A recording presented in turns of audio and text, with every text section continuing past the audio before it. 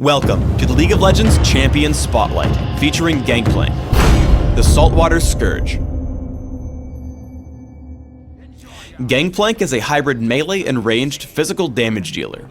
His main strengths are great mobility, high damage output, and an ultimate that can be cast anywhere on the map. Gangplank's passive is Grog-Soaked Blade. Every attack that Gangplank makes places a stack of Grog-Soaked Blade on his target, up to a cap. Each stack damages and slows the movement of whoever's been struck. Parlay shoots target enemy with Gangplank's pistol, dealing damage.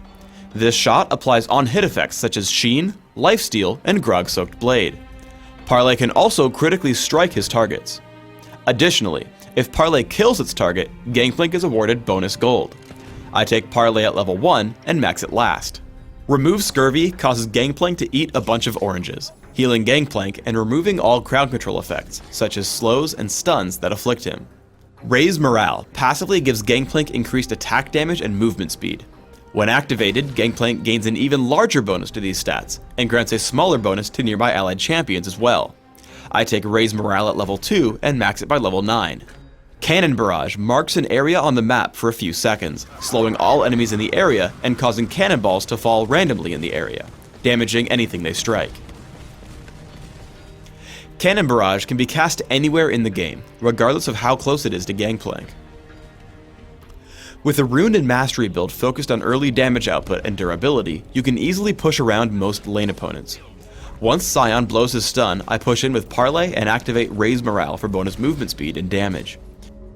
Because of Grog-Soaked Blade's slow, I'm able to keep up with him as I take down his health bar and force him to recall, giving me free space to farm.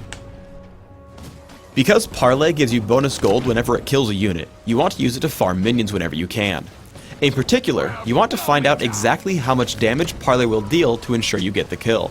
However, because of its cooldown, you will have to kill minions with basic attacks sometimes. The better you can predict your cooldown against minion deaths, the better your gold income. Always remember that Parlay can deal critical strikes. This means that occasionally, Gangplank can get extremely lucky. Volibear dies me with Exhaust. I run until it times out, then turn for a Parlay and a basic attack.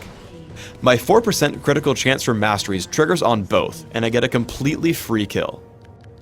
When building mostly for damage, don't rely on Remove Scurvy to keep you alive in a team fight. Scion comes in to stun me and the rest of his team follows up. I remove Scurvy, use Cannon Barrage, and try to run, but now I can't escape the Exhaust or Volibear's Rolling Thunder. While my team is able to pick up a few kills from behind, I die before really helping out my team much. Instead, use a couple of tricks to keep you safer. With Cannon Barrage and Summoner Teleport, you can push a side lane and still show up to the battle without missing a beat. As I watch the battle unfold, I look to kill the squishiest targets possible. I blow up the enemy Scion with Parlay, then activate Raise Morale and Shurelya's Reverie to give my team supreme positioning. With Annie and Vayne completely split off from the rest of my team, we take down Master Yi and Volibear.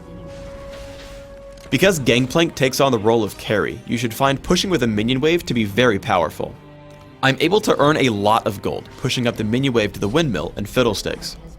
Whenever he leaves the turret, I push in with Parlay and Grog-Soaked Blade. However, I don't want to dive the turret until I have minions to capture it, so I continue farming.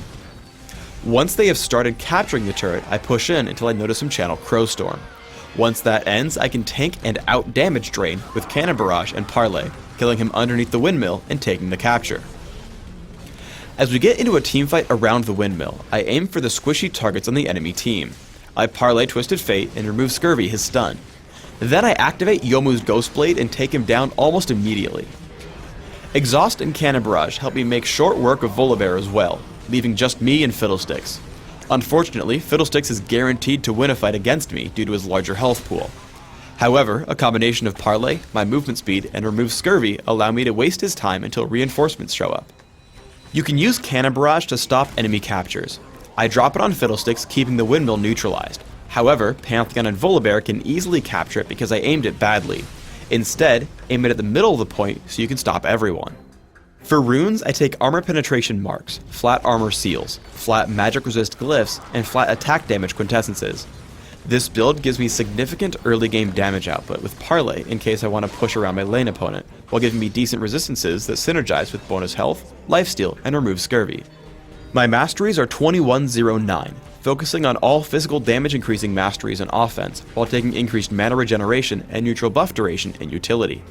I take Exhaust and Teleport on Summoner's Rift, while subbing out Teleport for Surge on Dominion. In Classic, I open with a Regrowth Pendant and Health Potion, upgrading to Philosopher's Stone. I look to grab cooldown reduction through Ionian Boots of Lucidity and Brutalizer. I continue my build with Trinity Force and Shurelia's Reverie for even more damage, utility, and cooldown reduction. By the end of the game, I want to deal even more damage through Infinity Edge and Yomu's Ghostblade, and increase my durability with Guardian Angel or Banshee's Veil. In Dominion, I look for more durability and damage through basic attacks instead of Parlay. I open with Prospector's Blade and Boots of Speed. I rush for a lot of mobility through Berserker's Greaves and Yomu's Ghostblade. I flesh out my damage output further with Sanguine Blade and Infinity Edge. At this point, I'll need more durability, so I look for items like Frozen Mallet, Odin's Veil, and Atma's Impaler. Thanks for tuning in to the Gangplank Champion Spotlight. Please subscribe to the Riot Games YouTube channel above, and don't forget to thumbs us up just below the video.